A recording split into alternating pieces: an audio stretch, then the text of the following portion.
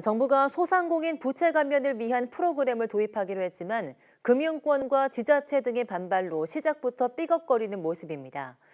세부 방안 발표 계획마저 미루고 추가 논의와 검토에 들어갔는데 당장 다음 달 본격 도입을 앞두고 논란이 좀처럼 사그라지지 않고 있습니다. 강희경 기자입니다.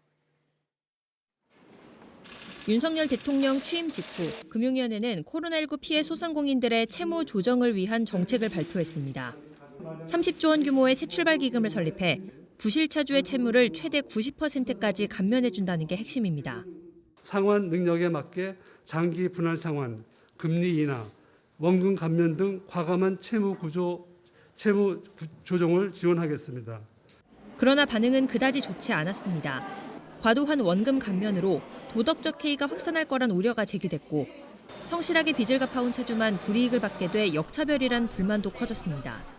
새출발 기금이 각 지방자치단체 산하 지역 신용보증재단의 보증 채권을 헐값에 사들일 가능성이 제기되자 지자체마저 공개적으로 반대 목소리를 냈습니다. 금융당국은 연일 해명에 나섰습니다. 소상공인 자영업자 330만 명 중에 신불자는 10만 명입니다.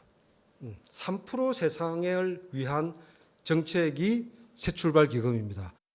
논란 끝에 지난 18일 새출발 기금의 세부 운영 방향을 발표하기로 했지만 이마저도 돌연 연기했습니다. 금융권과 관련 기관과의 추가 소통이 필요하다는 이유였습니다. 정작 같은 날 열린 설명회에서는 이금융권을 중심으로 지원 대상이 지나치게 넓다는 등의 반발이 쏟아졌습니다. 논란이 커지자 금융당국은 자산보다 빚이 많은 경우에만 원금 감면을 해주기로 하는 등 기준을 강화했습니다.